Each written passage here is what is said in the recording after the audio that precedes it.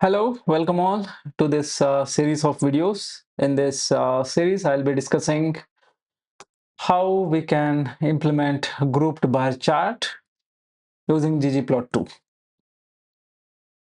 Let me first create, going to File, New File, R-Quattro document, and I am adding bar graph. The title of the experiment is bar graph, displaying the frequency of categorical data.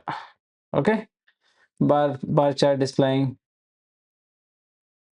the categorical data, and my name is Manoj, and I am keeping this rendering option as HTML. By default, I am creating a document.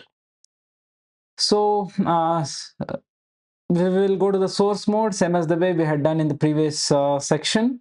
We will delete all that, whatever is left, then the first part of this particular code. So the objective is to develop a script in R to produce a bar graph displaying the frequency distribution of categorical variable or data grouped by specific variable using ggplot2. ggplot2 is the package. So basically we are trying to develop a bar graph which displays the frequency distribution of categorical data, and it is grouped. We will be using ggplot2 package for doing that. We will divide this particular exercise into multiple steps. So let me chalk out the steps we'll be doing. The very first step is to load the required libraries. Obviously, we'll be making use of ggplot2 package.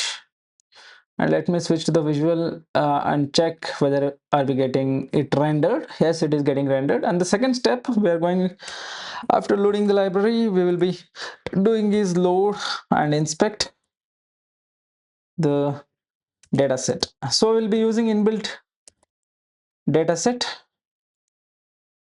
called MTE cars, which is coming from datasets package. The third thing we will do as the third step is perform exploratory data analysis, that we call EDA in short.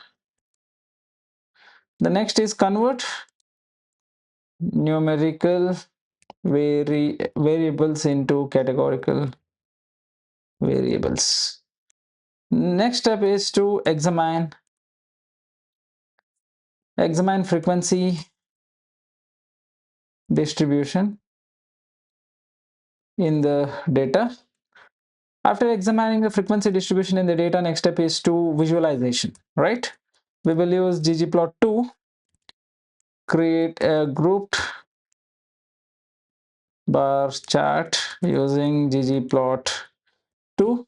The last step is discussion and interpretation of the graph, right? So these are the steps we are going to do during the course of this experiment.